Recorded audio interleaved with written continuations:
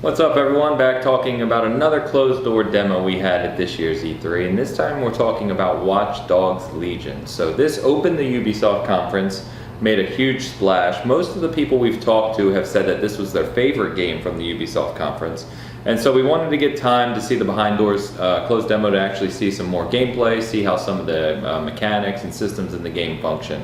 It was a kind of a funny demo because it really wasn't pre-recorded. They actually had someone playing in just a live scenario, so random things were happening, and in fact, we'll get to it, but essentially things happened that they didn't even plan for while we were watching. So I would say that the London setting looks fantastic. As a big fan of London, been there many times. It was cool seeing some of the streets I've walked down and recognizing some places.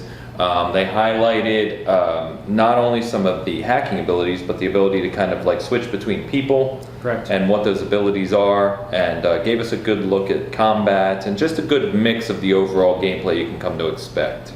Yep. Yeah, they launched it off with the trailer that everybody's seen. One of the big things that we're seeing from Watch Dogs, and it seems like a theme for this E3, was the effect that your decisions have in the game that's taking place. And what we saw here was what happens if you go in this direction versus what happens if you go in that direction. It seems pretty cool. I will say that London looked fantastic, looked model. They did say that in their short demo, there was only, I think, like 20% of the map that they were showing. It was a very small portion of it. One thing that was really strange, and I know this is an alpha, so keep in mind they mentioned this is alpha code that they were running with, but the lip syncing that was going on and the facial animations when they were talking was absolutely horrible. It was really poor. It looked like something from Mass Effect Andromeda. At launch. Yeah, at launch. Very out of sync. The lips didn't look very good at all. But it looked very Ubisofty. They had the same gun mechanics, the same driving stuff. But the thing that really stood out the most was, I guess, the world for me. London looked fantastic, looked right on point. But other than that, it looked pretty fun. It got things, as Zane's mentioned, things got out of control really fast.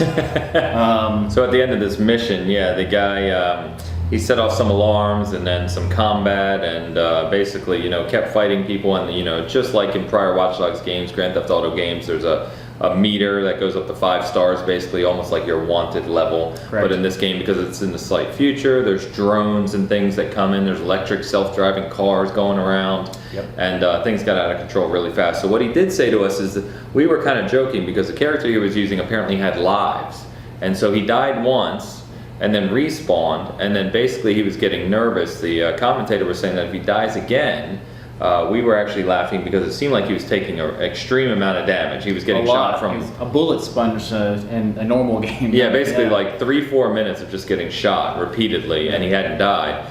But they explained that that's because in this game there's permadeath. So as you recruit your resistance, thank you. Yeah. As you recruit your members of your resistance and you switch between them, if they die in one of these combat scenarios, it's permadeath. You lose them permanently, and they may have a set of skills that comes in handy depending on the mission. They all have different skills and different things they're good at, so you want to be really careful not to lose your people.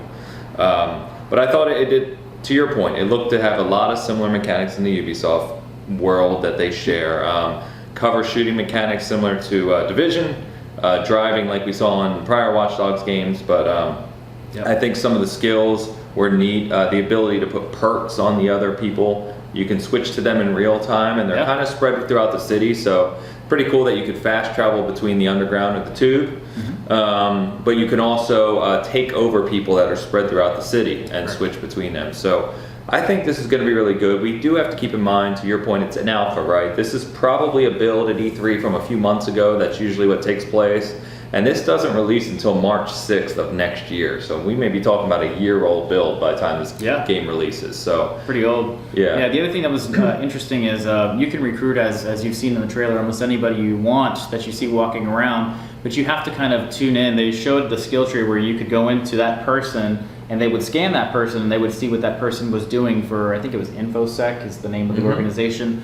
Maybe they were sharing intel with somebody, or maybe they were transferring stuff for another person, and you can kind of take advantage of that if you want to join them, or if you want them to join you, or if you want to not have them join and do something against them. And they were showing kind of the pros and cons of each situation and how you would do that. After that person joins you, you have what's called an origin mission, and then that person has the start of their story and what's happening, and then once you finish that origin mission, they are now part of your resistance.